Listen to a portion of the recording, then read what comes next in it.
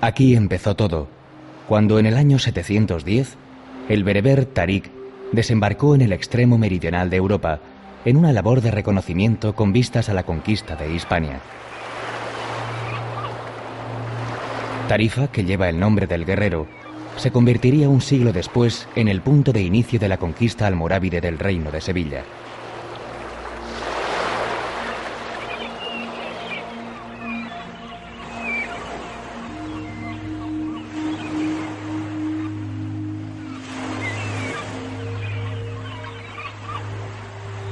Como guardián del estrecho se alza su alcazaba, de época califal, llamada hoy de Guzmán el Bueno, quien en la época de la invasión musulmana prefirió sacrificar a su hijo antes que rendir la plaza.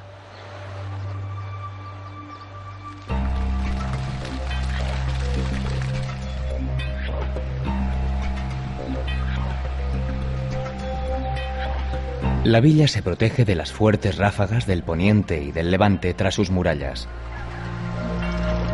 De ellas sobresale la Puerta de Jerez, buena muestra de la mezcla de culturas con un arco gótico y otro de herradura.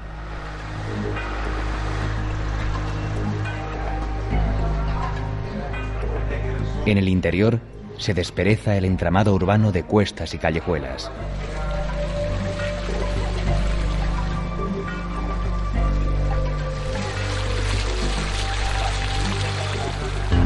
Perseguir las olas es uno de los atractivos de la costa. Sus extensas playas, abiertas a los vientos, reúnen a gran número de surfistas. Y los más osados utilizan la atracción de una cometa para deslizarse y hacer acrobacias al ritmo que impone el mar. A la sombra de la imponente fortaleza se extiende el Paseo de la Alameda y más allá los muelles, desde donde zarpan barcos especializados en avistamiento de cachalotes y delfines.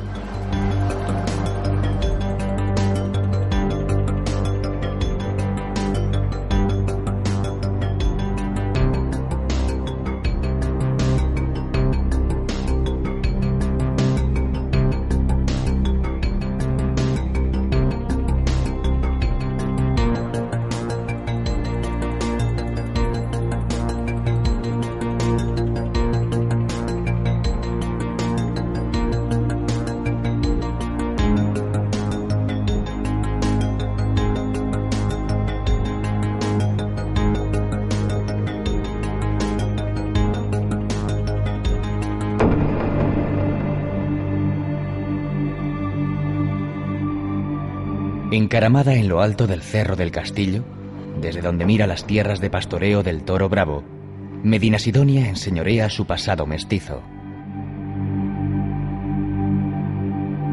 En su subsuelo se oculta la romana Asido Caesarina, que hoy ofrece un sugerente paseo por más de 30 metros de galerías subterráneas y antiguas cloacas. Fue también importante enclave hispano-musulmán y escenario de duros enfrentamientos entre grupos yemeníes y bereberes. De la época musulmana conserva lienzos de muralla y las puertas califales de la Pastora, Belén y del Sol.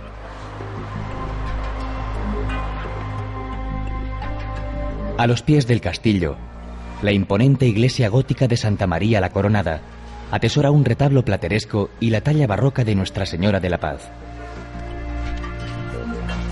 Medinasidonia obsequia a los paladares más exigentes con sus afamados alfajores.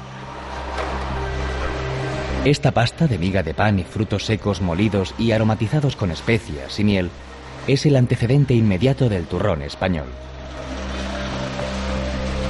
La forma de elaborar los alfajores difiere según sea el pastelero, lo que ha dado lugar a numerosas leyendas, como aquella que afirma que en tiempos de los omeyas una esclava árabe llegó a conseguir su libertad gracias a la exquisitez de la fórmula que empleaba.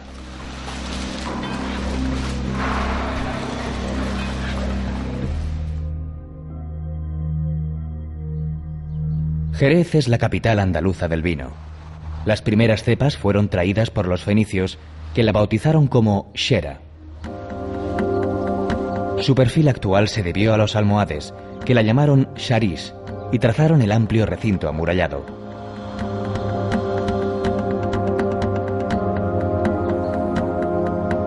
Aún se mantiene en pie el Alcázar árabe. Y en su interior, una mezquita consagrada al culto católico, bajo el nombre de Santa María la Real, conserva la sala de oración con su mihrab u oratorio, el patio de las abluciones y el alminar.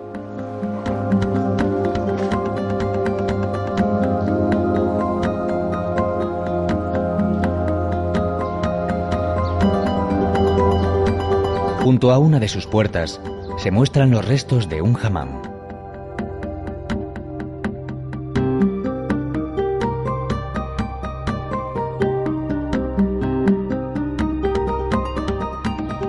De la época cristiana se pueden admirar varios templos, como la iglesia de San Dionisio, del siglo XIII, con reforma en el XV, que se abre a la Plaza de la Asunción, donde también se alza el Cabildo Viejo, con una hermosa fachada y galería porticada.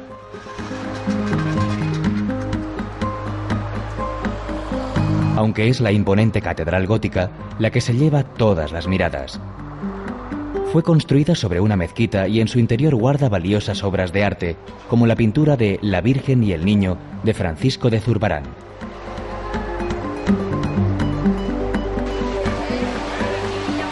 Haciendo gala de su pasado y presente vinícola, Jerez presenta un muestrario de opulentas bodegas que, como catedrales, se levantan en la ciudad. La más antigua de ellas es la de Pedro Domecq, fundada en 1730 y denominada La Mezquita, en alusión a la de Córdoba.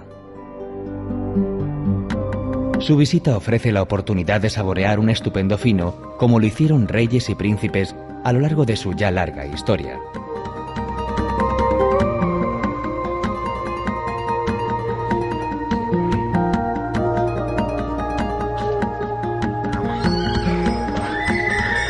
Jerez se vanagloria de sus vinos, su buen flamenco y también de los caballos cartujanos de largas crines que nunca pierden el compás. Es el caballo español por naturaleza, que deriva del cruce de ejemplares peninsulares con árabes y berberiscos llegados con la conquista. Fueron sobre todo los monjes cartujanos de Jerez los encargados de preservar la pureza de la raza española.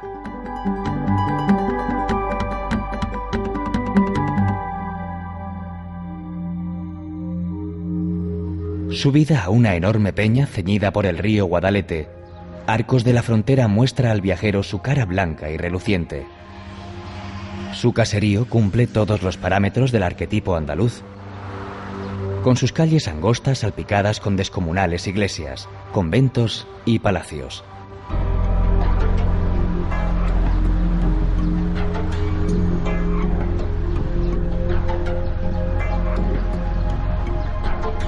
En lo alto se alza el castillo del que se conservan algunos torreones y puertas, testigos de las numerosas luchas entre las diferentes facciones árabes por el control de esta plaza. En sus cercanías se hallaba la mezquita mayor, en cuyo solar se edificó la iglesia de Santa María de la Asunción. El templo del siglo XV muestra una impresionante portada con profusa decoración de motivos vegetales y heráldicos. Igualmente monumental es la iglesia de San Pedro. De traza gótica y hecha de cantería, sobresale del conjunto su torre fachada barroca con columnas salomónicas.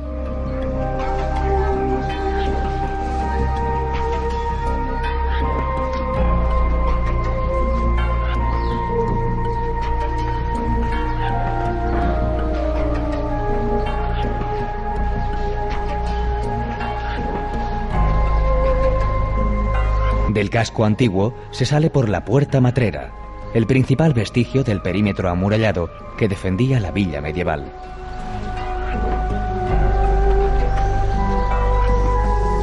En las afueras, rodeado de huertas, se extiende el lago de Arcos, un enclave inmejorable para disfrutar de la naturaleza y practicar deportes bajo la atenta mirada de la ciudad.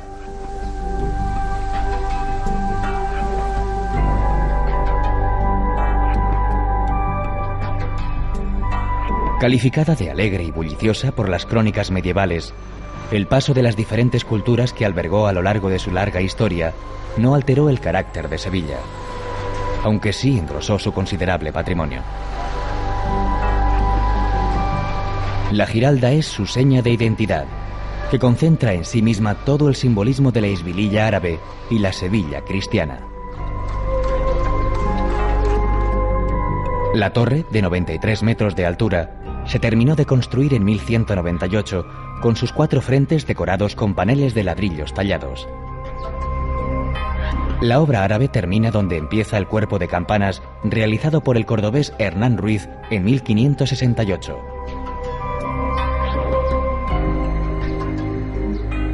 En su cúspide se colocó una estatua de la fe, la veleta conocida como Giraldillo o Giralda. Junto con la Giralda, el patio de los Naranjos, con su puerta del Perdón, son los únicos restos de la mezquita mayor que levantaron los almohades en 1172 sobre una iglesia visigoda.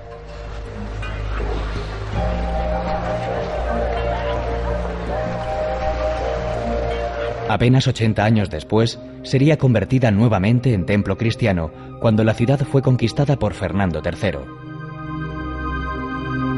En 1401, el cabildo decidió hacer obra tal que las futuras generaciones nos tengan por locos.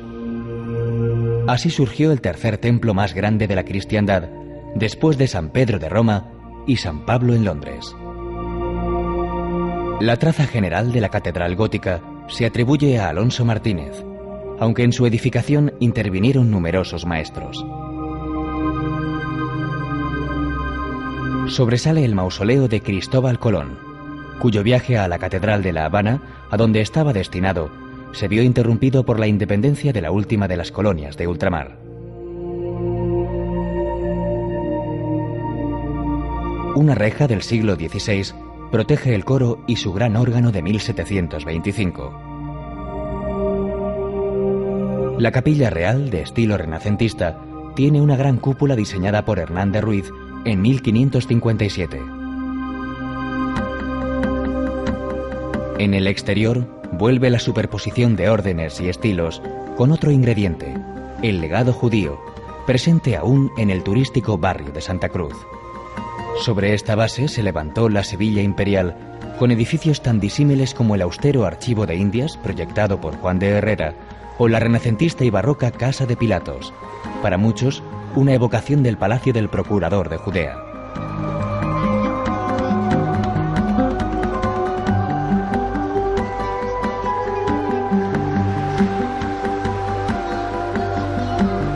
Pero Sevilla no sería lo que es sin su río, por donde llegó el tabaco, el oro y la plata, con las que se engrandeció en los siglos XVI y XVII. Fueron los almohades los que reforzaron las murallas de la ciudad, sobre todo por la vertiente del Guadalquivir, y completaron la defensa del puerto con la Torre del Oro, que contaba con una gemela en la orilla opuesta.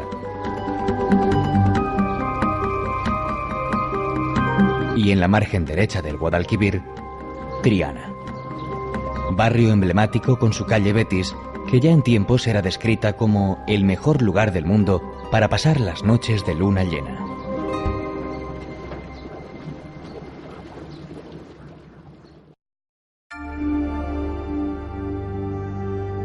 Sevilla es poseedora de una artesanía variada y desbordante, muy unida a las celebraciones de la Semana Santa.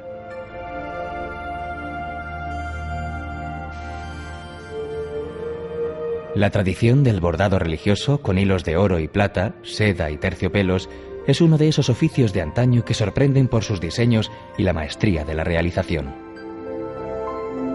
Los orígenes de estas elaboraciones se pierden en el tiempo y hoy se mantienen en un reducido número de talleres que trabajan por encargo de cofradías y hermandades, bordando faldones de pasos, sayas, palios y restaurando piezas históricas.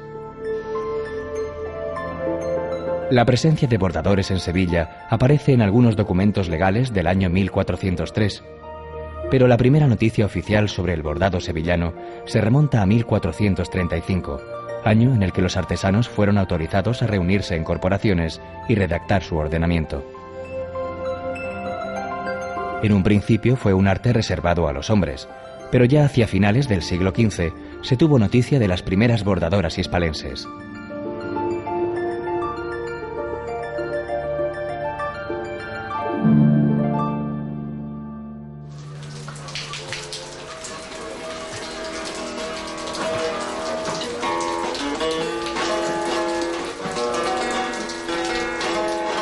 madera noble y manos de artesano dan cuerpo y vida a la guitarra española. La guitarra es como un puzzle, un todo articulado. Primero hay que elegir las maderas de primera calidad con las que se va a construir. Después empieza una labor artesanal que, en esencia, es la misma que hace más de 100 años, cuando la de 6 cuerdas alcanzó su mejor sonido, belleza en el tono y proyección. Después de seleccionadas, las maderas se calibran o, lo que es lo mismo, se les dan las medidas exactas. El siguiente paso es empezar a ensamblar las piezas, unir la tapa a los aros, el mástil a la caja. Con la estructura hecha, se lija y se fija toda la madera. Luego se barniza y se le da el acabado final en un proceso que dura, como mínimo, un mes de paciente laboreo.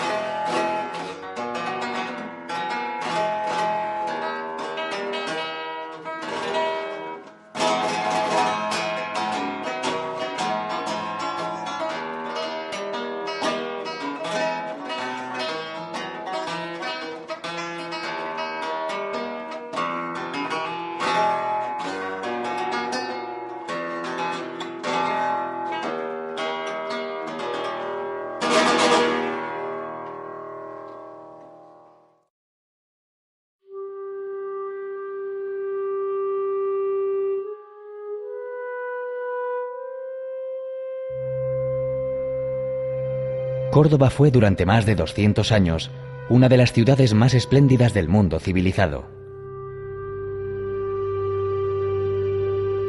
Primero sería emirato independiente con Abderramán I y después califato, proclamado por Abderramán III.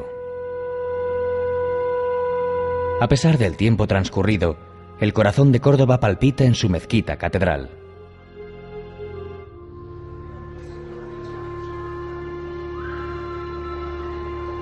Levantada sobre una basílica visigoda, los sucesivos soberanos fueron consolidando su traza.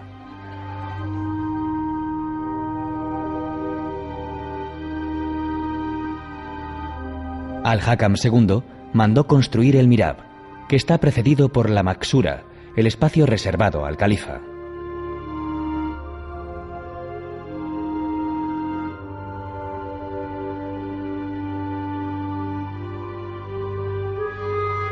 Almanzor extendió su planta.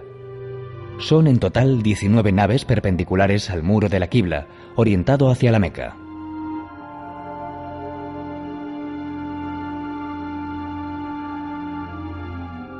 Las columnas soportan 2 niveles de arcos, el primero de herradura y el segundo de medio punto. Un bosque de columnas, como acuñara el romántico Théophile Gautier, al referirse a la sala de oración como una vegetación de mármol que hubiese brotado espontáneamente del suelo.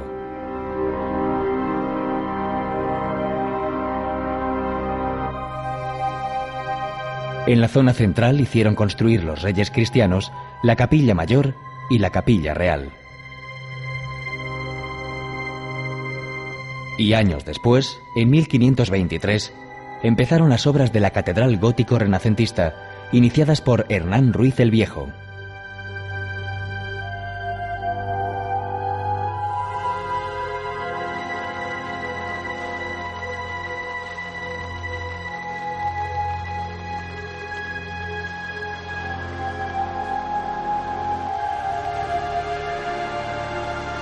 La amalgama de estilos que ostenta la mezquita se prolonga en el barrio judío con sus calles blancas y estrechas, enmarcadas por las murallas de la ciudad, en su mayoría árabes, lo mismo que la Puerta de Almodóvar. En el barrio hebreo, la estatua de Maimónides recuerda al más grande pensador hispano-judío. También destacó en el campo de la medicina, como Averroes, el filósofo de Al-Ándalus, nacido en el seno de una noble familia cordobesa.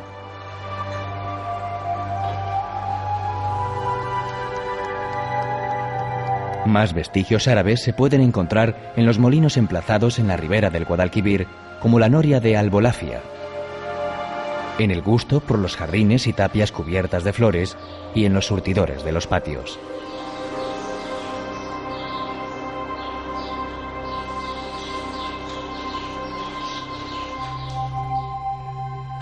También de procedencia andalusí es la artesanía. La labor de repujar la piel curtida de cordero o cabra nació en el Califato de Córdoba. Los cordobanes, a los que también se les añaden hojas de plata y pan de oro, fueron famosos en toda Europa y hoy, junto con otros trabajos artesanales de gran tradición, como la joyería y la orfebrería, buscan su sitio en los tiempos modernos.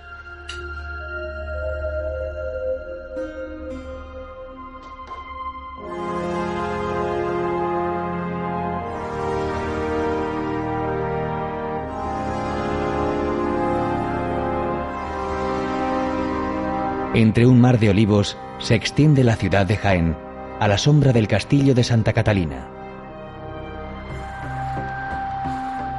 De origen hispano-musulmán, la fortaleza fue reformada en el siglo XII, tras la toma de la ciudad por Fernando III.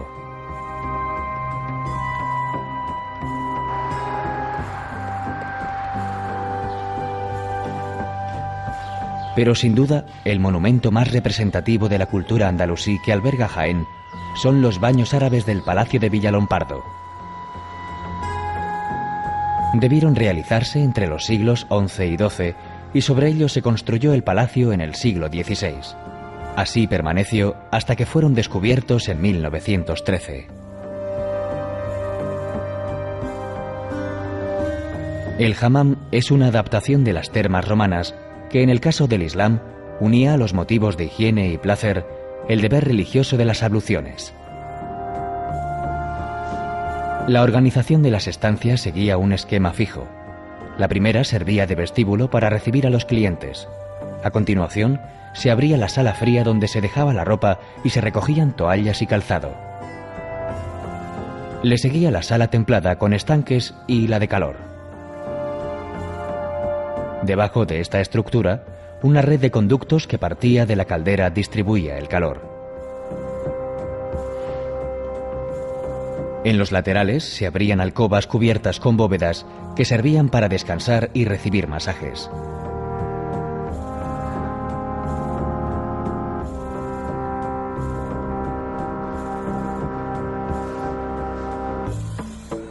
Por contrapartida, el monumento cristiano más representativo de la ciudad es la catedral, magnífico edificio construido entre los siglos XVI y XVII, según las directrices de Andrés de Vandelvira. La fachada compone un retablo en piedra con un brillante despliegue escultórico centrado por la efigie de Fernando III.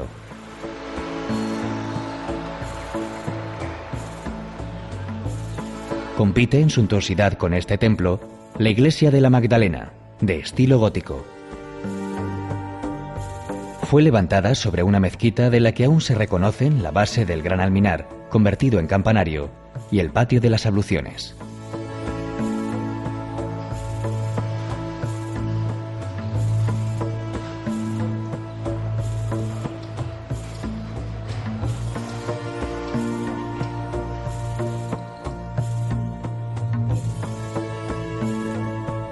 Baeza fue la primera gran ciudad andalusí conquistada por las tropas cristianas. A partir de este hecho, en el siglo XIII, se convirtió en el centro de operaciones desde donde se dirigió la conquista de Al-Ándalus. Poco o nada queda de su pasado musulmán, caracterizado por las sublevaciones de la población indígena y mozárabe contra los distintos reinos de taifas.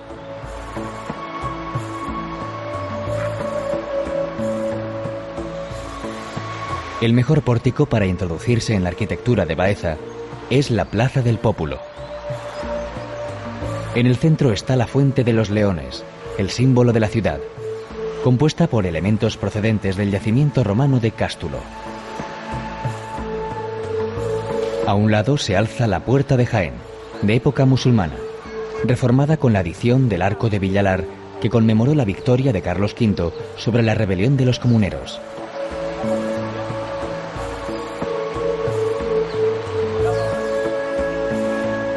En el costado sur se encuentra el edificio renacentista de la Casa del Pópulo, que fuera sede de la Audiencia Civil.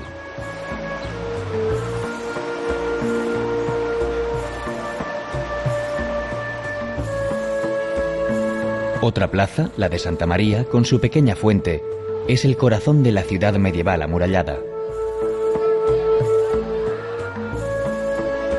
En uno de sus ángulos se alza la catedral, construida sobre los restos de la mezquita Aljama.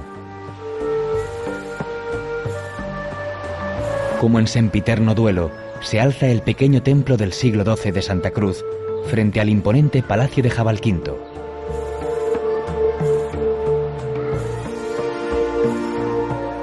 Ejemplo de arquitectura civil, la mansión ostenta una de las fachadas más asombrosas del gótico flamígero. En la zona de extramuros se alzan otros edificios notables, como la Casa de Cárcel y Justicia, con su portada plateresca, que desde 1867 alberga el ayuntamiento.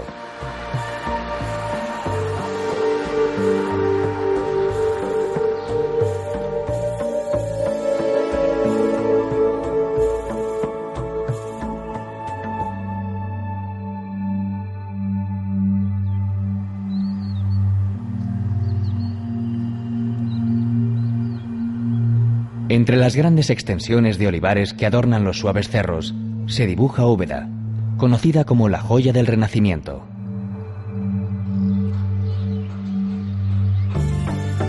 Su pasado musulmán lo comenzó Abderramán II al fundarla con el nombre de Ubadat al-Arab, pero fue el siglo XVI la época de oro de la villa, como lo atestigua la monumentalidad de sus edificios. La Sacra Capilla del Salvador es la obra estelar del Renacimiento español.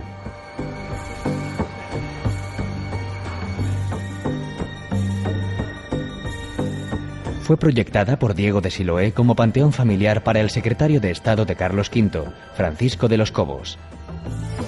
La portada se asemeja a la Puerta del Perdón de la Catedral de Granada, con forma de arco triunfal profusamente decorado.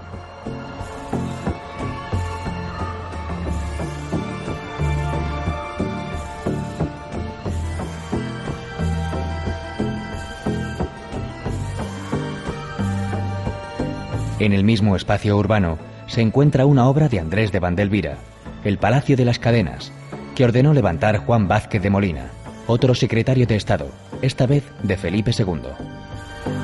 La denominación se debe a la desaparecida cadena de forja que la recorría. Frente a este magnífico ejemplo de arquitectura civil, se alza la iglesia de Santa María de los Reales Alcázares. A la primera construcción gótico-mudéjar se le añadieron las fachadas renacentistas en el siglo XVII para adecuar el primer templo de la ciudad a la magnificencia del entorno urbano.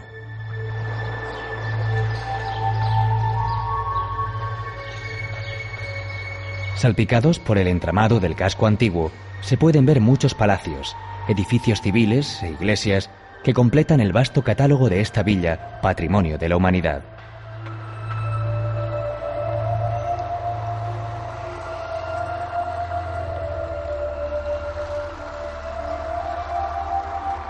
Otra obra maestra de Vandelvira es el Hospital de Santiago, del siglo XVII.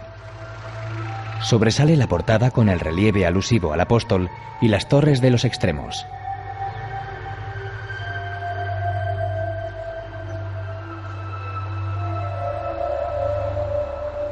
En el centro se abre un gran patio porticado sobre estilizadas columnas que recuerdan la arquitectura nazarí.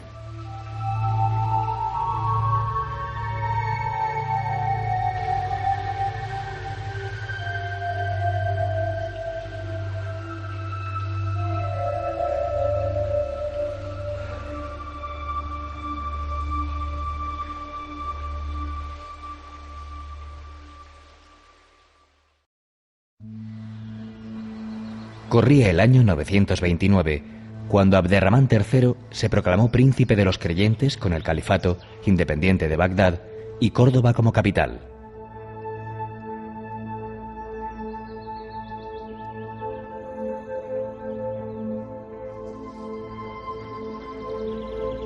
Para afianzar su poder, el soberano omeya mandó construir una ciudad, acorde con su nuevo estatus, aunque según las leyendas, algo tuvo que ver en la decisión el amor que sentía por una de sus favoritas, la bella Zara. Amor o poder, lo cierto es que la ciudad andalusí de Medina Azahara se levantó en apenas 40 años, con una suntuosidad propia de las 1001 noches.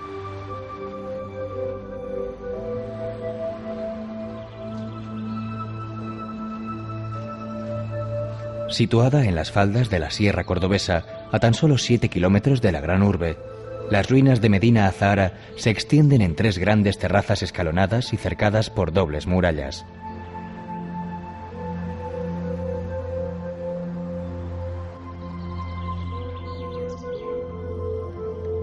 En el centro se encontraba el palacio y la mezquita, jardines con albercas y surtidores, mercados y dependencias administrativas. En los laterales se situaban los recintos militares y todo el conjunto parece ser que albergó alrededor de 400 casas de cortesanos.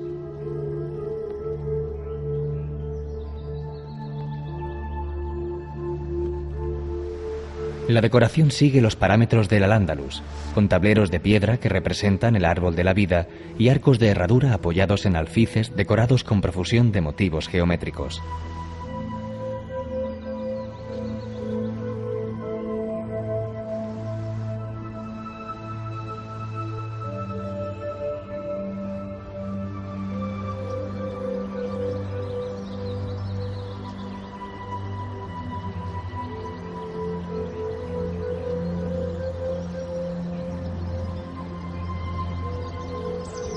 Cuentan los cronistas de la época que la estancia donde el califa recibía a las embajadas extranjeras tenía las tejas de oro y plata, y en el centro había un gran pilón lleno de mercurio.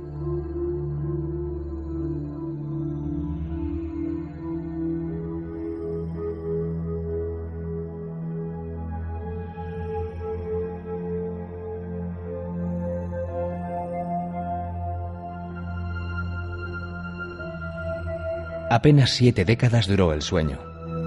Con la caída del califato de Córdoba, la ciudad-palacio fue arrasada por los bereberes y después cayó en el olvido.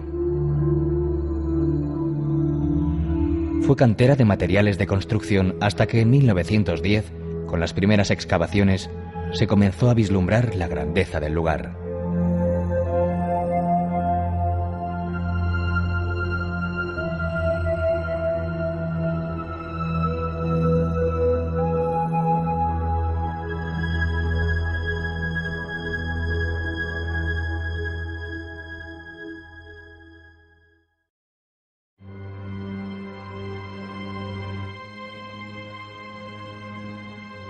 Algeciras fue la primera ciudad conquistada por los musulmanes en Andalucía. El paso geográfico por donde fluyeron las distintas corrientes del saber y del arte, junto con los sucesivos contingentes de las dinastías islámicas llegadas de la otra orilla del Mediterráneo.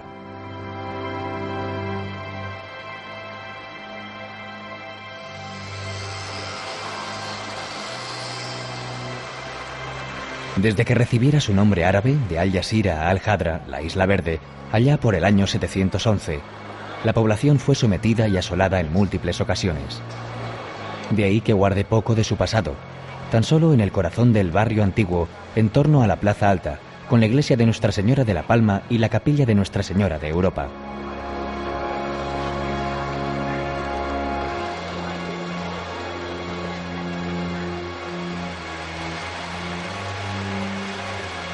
En lo que fue la Villa Nueva, se extiende el Parque de María Cristina y los vestigios de la Medina Meriní.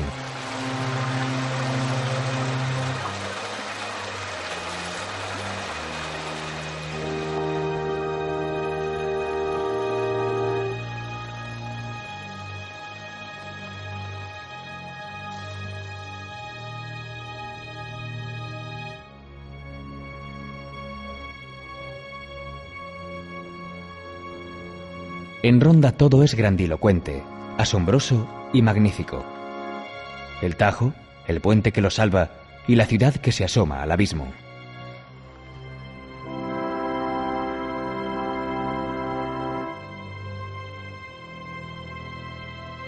El símbolo de Ronda es su puente nuevo, con 98 metros de altura. Se terminó de construir en 1795 para unir la ciudad moderna, renacentista y barroca con la ciudad musulmana, la Medina Runda. El límite sur de la Medina Nazarí está marcado por las murallas de los siglos XIII y XIV, en las que se levanta la puerta de Almocábar, con 2 torreones semicirculares de mampostería, entre los que se abren 2 arcos de herradura y 1 ojival.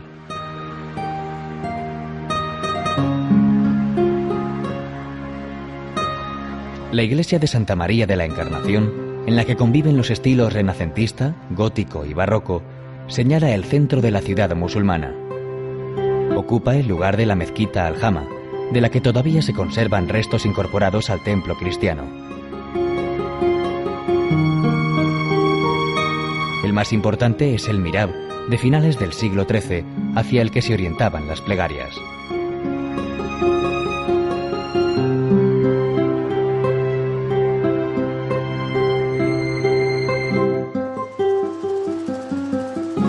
De mediados del siglo XIV es el alminar de San Sebastián, que perteneció a una mezquita de barrio, uno de los más de 20 oratorios que llegó a tener la población.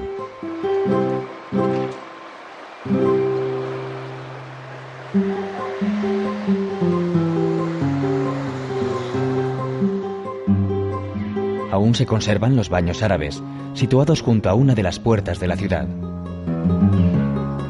Creados en el siglo XIII, estuvieron en uso más de 300 años, hasta que los cristianos, poco dados al aseo y al goce de los cuerpos, los cerraron.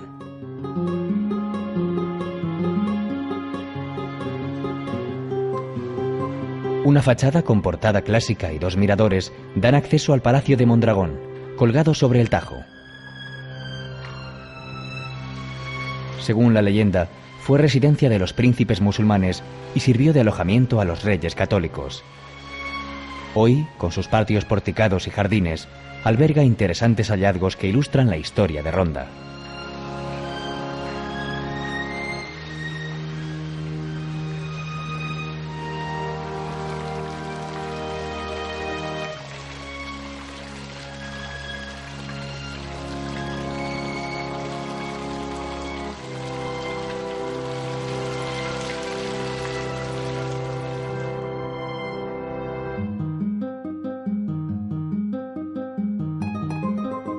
Ya decían los cronistas árabes que Malaca, la actual Málaga, era una ciudad hermosa, con elegantes viviendas, rodeada de higueras, cuyo puerto tenía 2 dársenas naturales y desde donde se exportaban las mejores granadas, almendras e higos.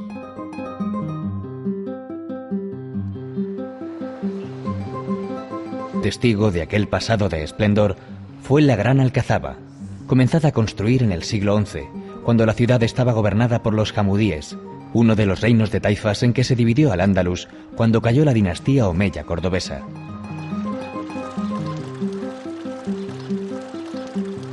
La entrada, protegida por una impresionante torre albarrana, da acceso al Palacio del Interior, que se inspiró en el arte del califato. Algunas de las columnas que sustentan los arcos son fustes y capiteles romanos tomados de las ruinas de los alrededores.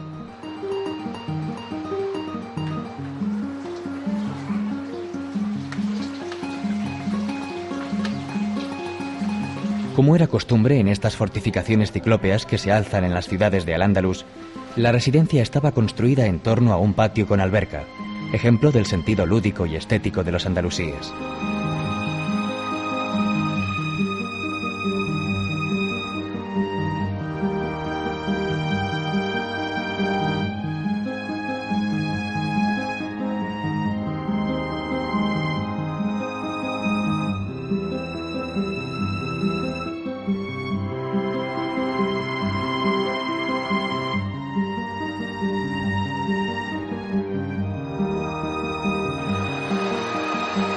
Junto a la alcazaba, la puerta de Atarazanas, construida en época de Yusuf I, conserva un arco de herradura con la divisa nazarí que proclama que solo Dios es victorioso.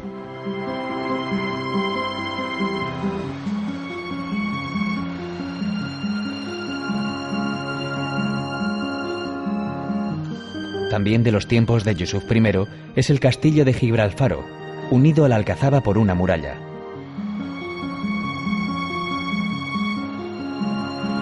Detrás de este imponente sistema defensivo se despliega el centro histórico de Málaga. El teatro romano del siglo I recuerda que esta es la segunda ciudad más antigua de la península después de Cádiz.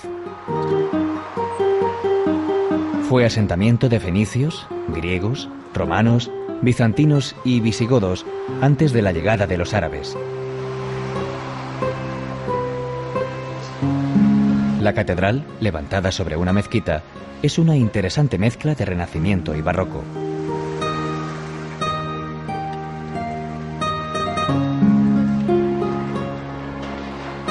Muy cerca se alza la iglesia de Santiago, donde bautizaron al genio de la ciudad, Pablo Picasso,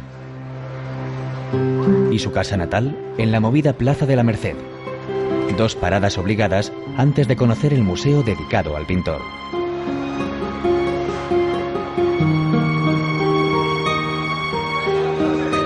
Otro museo, esta vez del vino, es la Casa de Guardia, la tasca más antigua del lugar donde se pueden catar los dulces vinos malagueños. Se cuenta que hasta la mismísima Isabel II visitó en más de una ocasión esta casa y suspiró de satisfacción ante el néctar que salía de algunas de las barricas. Pero Málaga es una villa marinera con buenas playas bañadas por el Mediterráneo. Un mar de culturas que no puede menos que rendirse ante el ingenio que despliegan los malagueños en esos oportunos chiringuitos a pie de playa.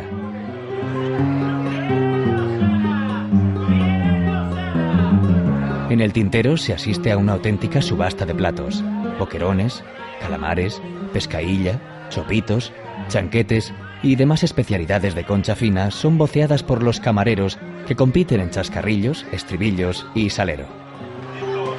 Y al cliente solo le toca traer las viandas con la mano.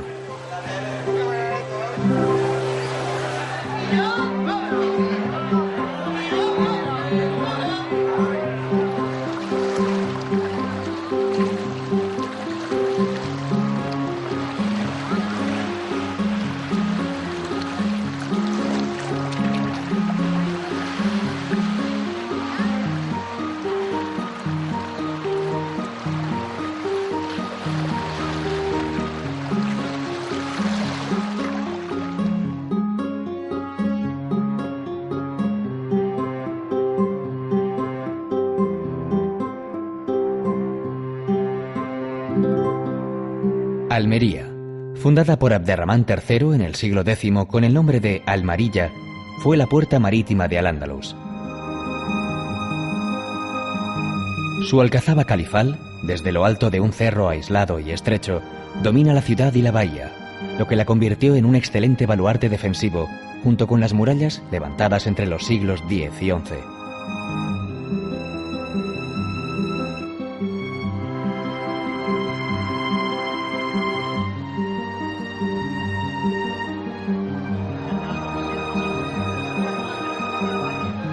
Cuesta abajo se ubica la catedral, ejemplo de iglesia-fortaleza que se terminó de construir en el siglo XVII bajo la dirección de Diego de Siloé.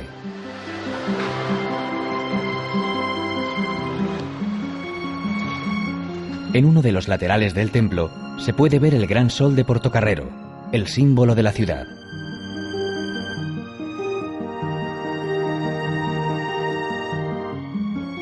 Sobre una antigua mezquita se levantó la iglesia de San Juan, que conserva el mirab del siglo X y los adornos de estuco.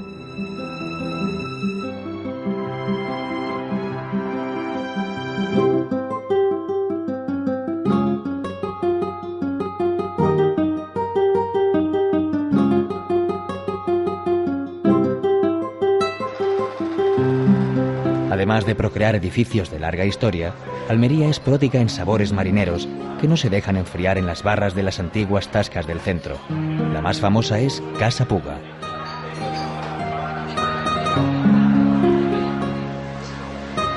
Y para trasiego de gentes y ambientes, el paseo de Almería que empieza en la Puerta Purchena, con ejemplos de urbanismo del siglo XIX como la Casa de las Mariposas.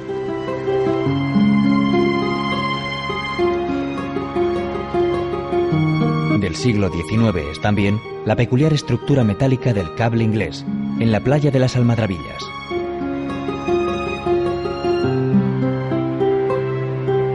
Un antiguo cargadero de hierro por el que se transportaba el mineral proveniente de las minas del Alquife hasta las bodegas de los barcos.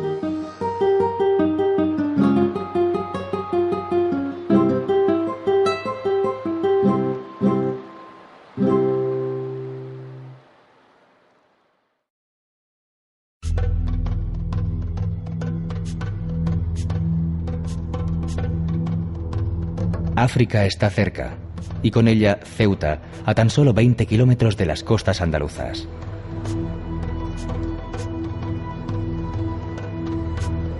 La posición estratégica en la orilla sur del estrecho de Gibraltar ha condicionado desde siempre su perfil fortificado.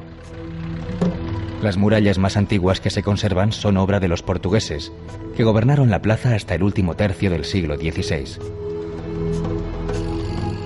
La parte más nueva de las murallas reales fue levantada entre los siglos XVI y XVIII por la corona española. Uno de sus mayores atractivos es el foso navegable que une las aguas de los dos mares que bañan la ciudad autónoma, el Atlántico y el Mediterráneo.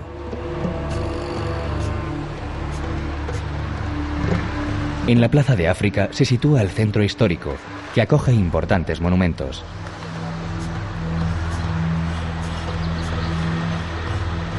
El Palacio de la Asamblea, sede del gobierno, fue inaugurado en 1927. La Catedral de la Asunción, de aire barroco y neoclásico, se levanta sobre los restos de una mezquita.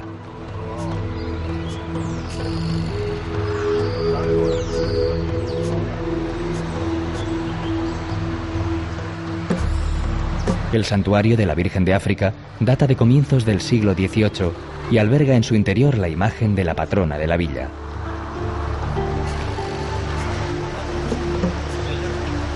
Ciudad de secular convivencia de gentes de distintos credos y culturas, tiene entre sus mejores ejemplos de arquitectura religiosa la mezquita Moulay el Mehendi, una de las más antiguas de España.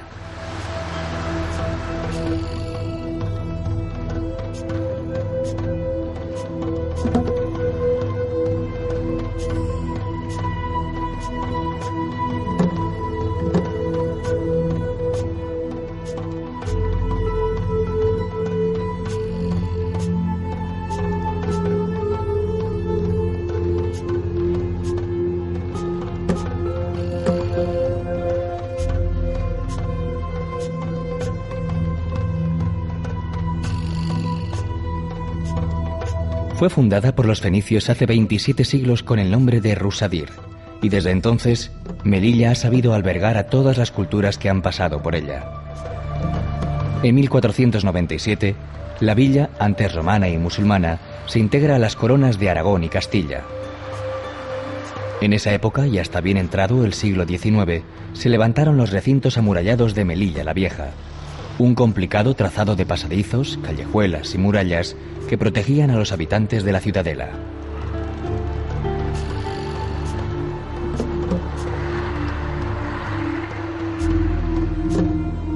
En la Plaza de los Aljibes se conjugan, como en ningún otro sitio, los años de convivencia de cristianismo e islam. La impresionante obra hidráulica servía para el abastecimiento de agua de toda la ciudad.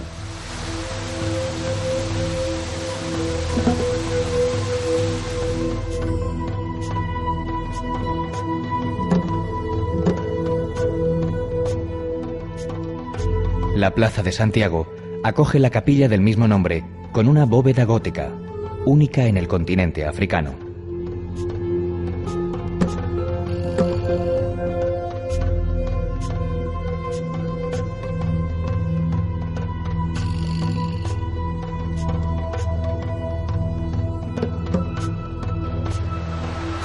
El desarrollo de Melilla llegó con la expansión comercial de principios del siglo XX.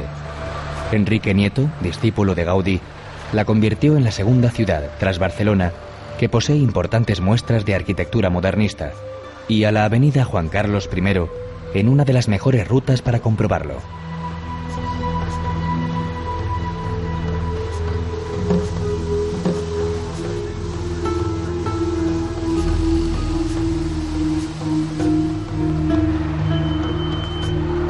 A un lado de la avenida aparece la plaza, que simboliza la convivencia entre las razas y culturas que forman Melilla: cristianos, musulmanes, judíos e hindúes.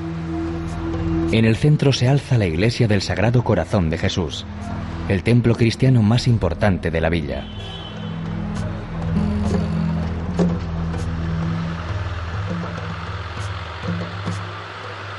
La mezquita central cuenta con un oratorio de Enrique Nieto, al que también pertenece el proyecto del templo judío, la sinagoga de Or Zarua.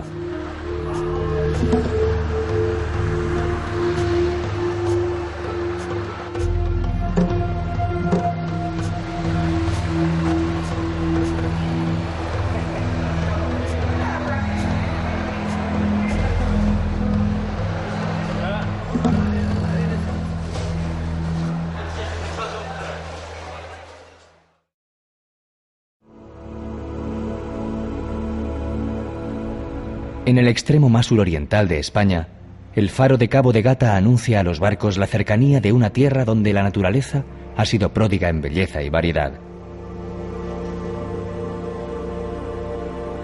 El Parque Natural de Cabo de Gata-Níjar abarca la sierra y una franja de 1 milla de anchura paralela a la costa. El paisaje muestra importantes relieves volcánicos que penetran de forma abrupta en el mar, formando espectaculares acantilados como el de las Sirenas, en alusión a las focas monje que hace unas décadas ocupaban estas rocas.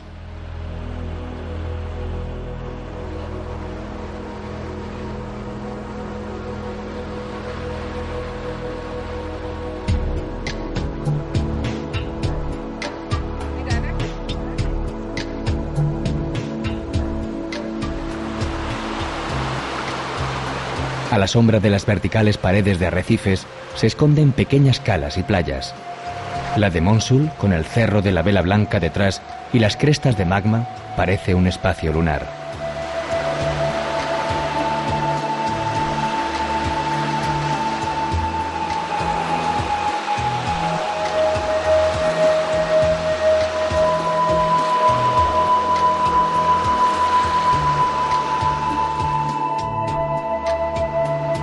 Entre antiguas torres de vigilancia se extienden salinas en las que viven cerca de 80 especies de aves acuáticas.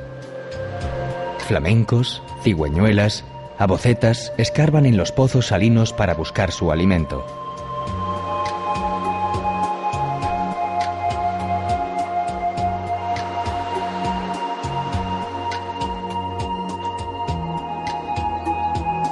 El Campillo de los Genoveses y su espectacular panorama de chumberas va a dar a la playa del mismo nombre, la segunda más extensa del parque natural.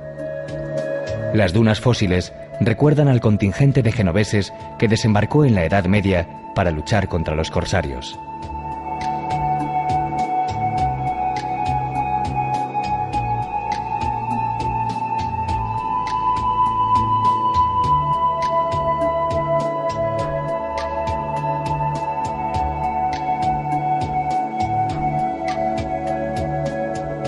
En el interior se extienden restos de antiguas explotaciones auríferas.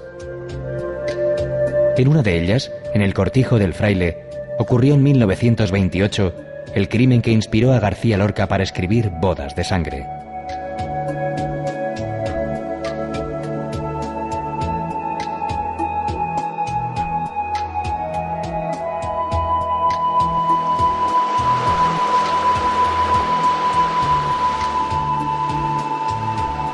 Desierto y mar se dan la mano en esta esquina del mundo, donde se cobija uno de los ecosistemas más singulares de Europa.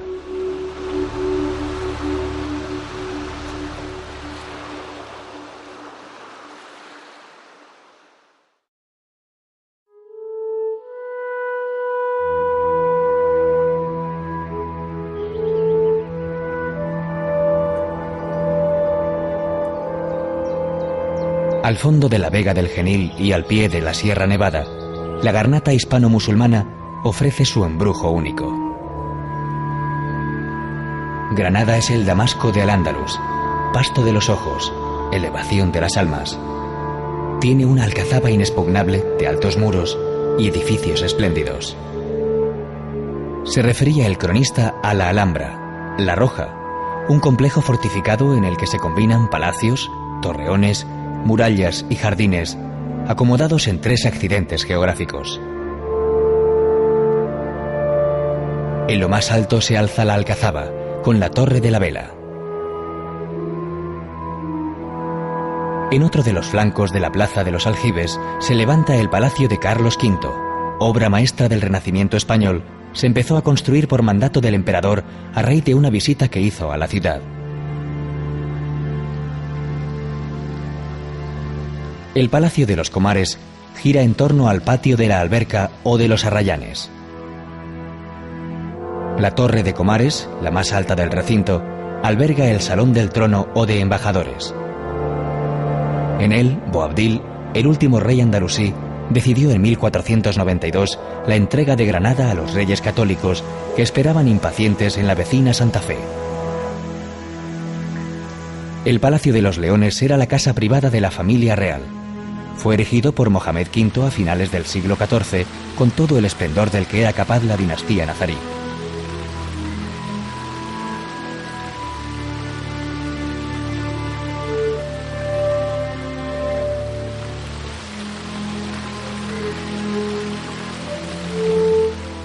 En las proximidades están los baños reales, quizá las estancias más completas con sus juegos de luces y sombras, de misterio, de placidez, de silencio y de olvido.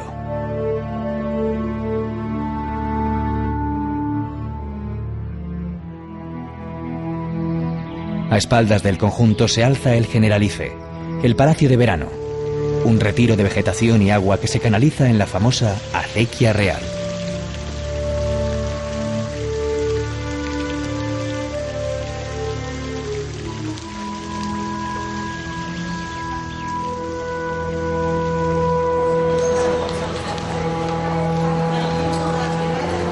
En la alcaicería se desarrollaba el comercio de productos de lujo, que en Granada se centraban en la seda y hoy mantiene su función original albergando tiendas de artesanía.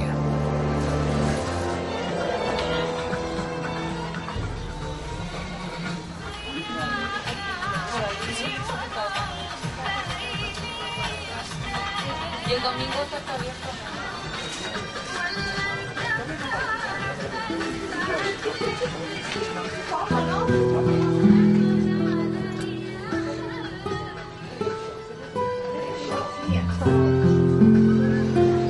La nota de color la pone la Plaza de Vivarrambla, en tiempos la mayor de la ciudad, el escenario donde se celebraban sus fiestas.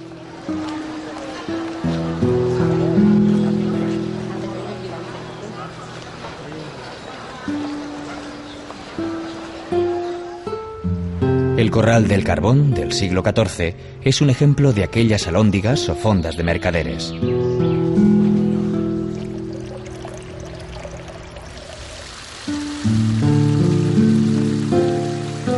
La Plaza Nueva es, curiosamente, la más antigua. A ella se abren 2 edificios emblemáticos, la Chancillería y la Iglesia Mudéjar de Santa Ana.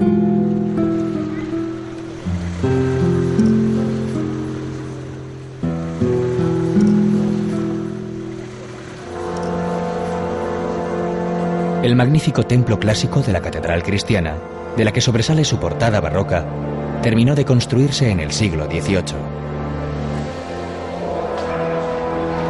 La capilla real fue realizada por Enrique Egas para servir de panteón a los reyes católicos. A unos pasos se encuentra la Madrasa, fundada por Yusuf I como centro de estudios de jurisprudencia, medicina, literatura, teología y matemáticas. La monumental puerta de Elvira comunicaba el Albaicín con la Medina que creció a orillas de la Vega.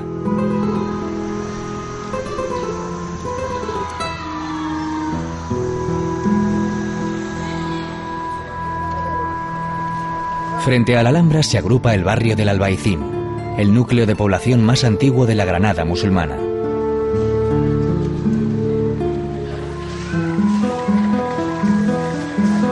Aún conserva numerosas casas moriscas, restos de mezquitas, aljibes y un regusto andalusí que se respira en su entramado urbano.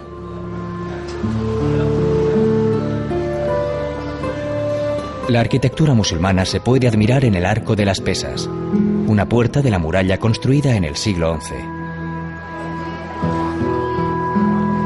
En la parte más alta, el mirador de San Nicolás muestra una de las mejores panorámicas de la ciudadela nazarí.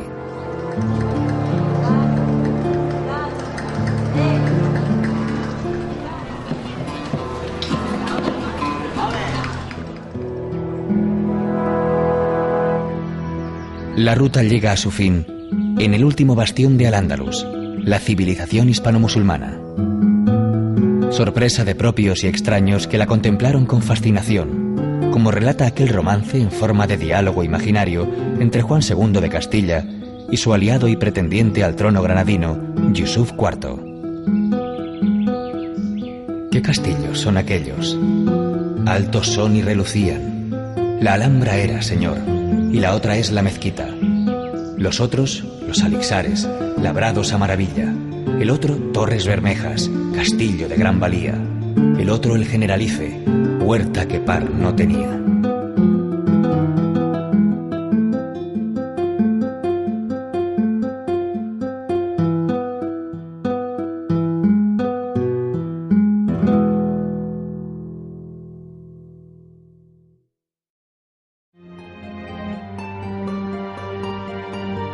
Con la Sierra Nevada como techo y la Costa del Sol a sus pies, las Alpujarras seducen con su paisaje. Cimas abruptas, hondos barrancos, fértiles valles, vergeles y emparrados por los que se dejan ver restos de fortificaciones medievales.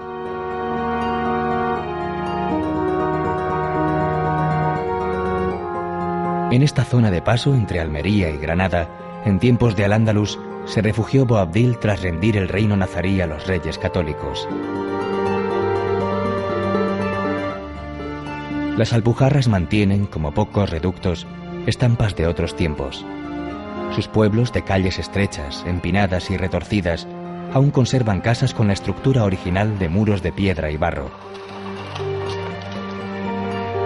Un buen ejemplo de esta arquitectura es Capileira, con los terraos, tejados planos hechos con losas de piedra sobre vigas de madera y cubiertos de laúna, una arcilla abundante en la comarca que se impermeabiliza a base de sol y pisadas.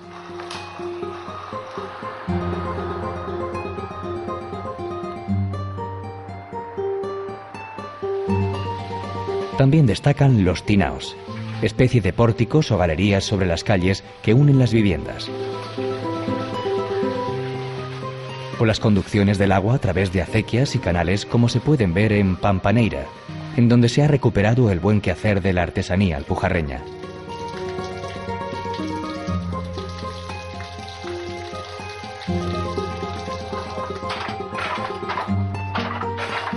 Heredera de la tradición morisca, sobresale la confección de tejidos como las mantas y las jarapas. En los últimos años se han instalado en la comarca numerosos talleres de artesanía que, además de los telares, han relanzado la cerámica y la alfarería.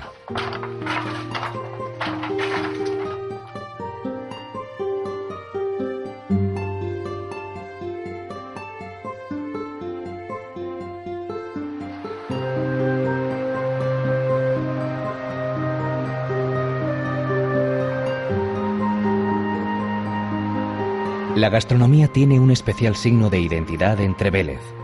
Tan célebres son sus jamones de cerdo blanco, curados al clima de Sierra Nevada, que, según cuentan, hasta el compositor italiano Rossini, creador de obras tan señeras como El Barbero de Sevilla, estaba dispuesto a cambiar su Stradivarius por una paletilla del lugar.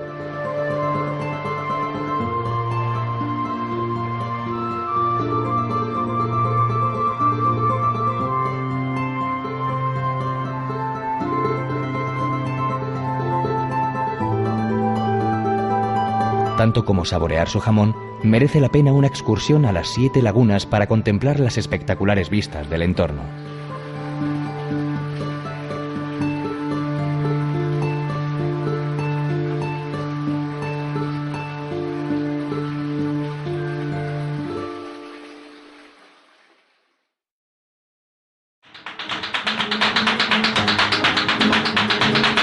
Hondo, muy hondo canta Andalucía. Bate palmas y taconea con fuerza, al compás de su baile más universal. El flamenco es su manifestación artística más popular.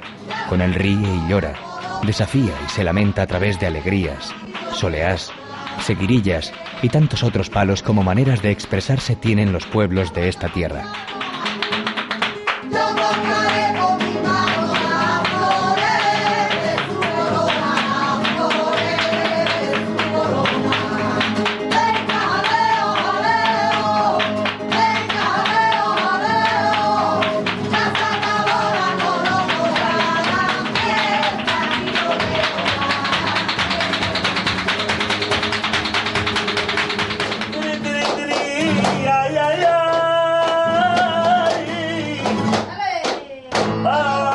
Apenas 2 siglos de existencia nos separan de aquella primera tonada de la historia, sin baile ni guitarra, solo cante, que se asentó en el triángulo formado por Triana, en Sevilla, Jerez y Cádiz. El enclave en el que el flamenco dejó de ser una expresión folclórica para convertirse en un género artístico. Pero sus orígenes se hunden en los misterios del tiempo y en profundos mestizajes que se transmitieron de generación en generación.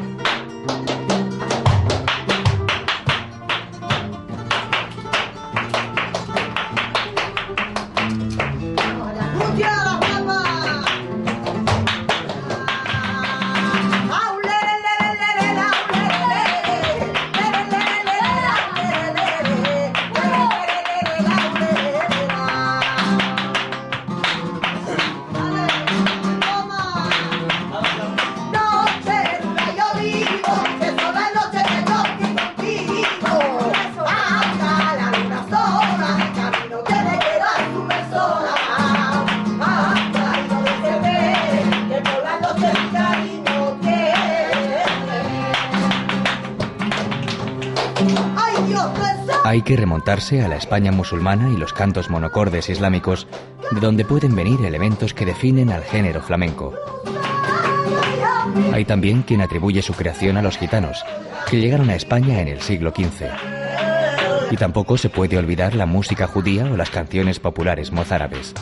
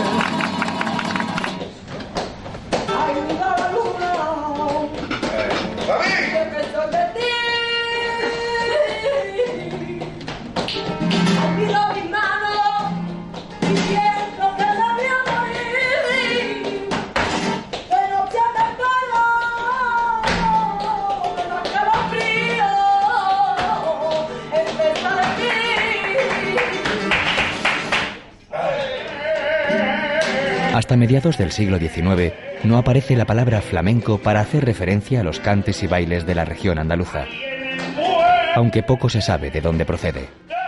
La hipótesis más seria asegura que es una derivación del árabe felag mengu, que significa campesino errante. Así empezó a tomar cuerpo la historia, en las cuevas del Sacromonte, en los barrios gitanos, en los campamentos mineros. Fueron la cuna donde se mecía un arte, primero en secreto, hasta que venciendo los iniciales momentos de recelo, también los no gitanos, los payos de dentro y fuera de Andalucía, empezaron a sentir y a crear flamenco. Y venció las fronteras.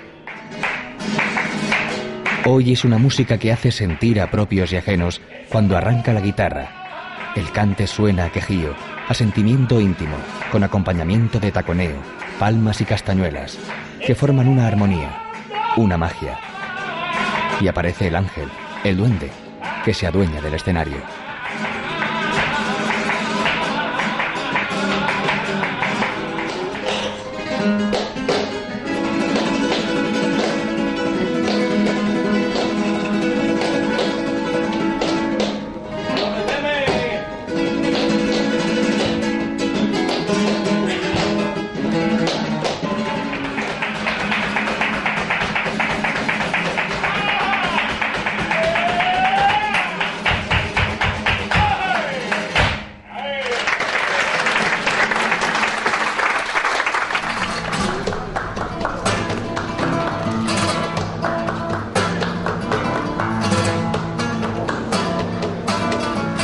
Ay, ay, ay, ay, uy.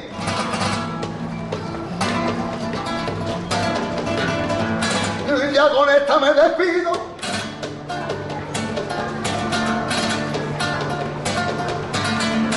Me tienen que perdonar. Que me duele la garganta, que me duele la garganta y la quiero remojar.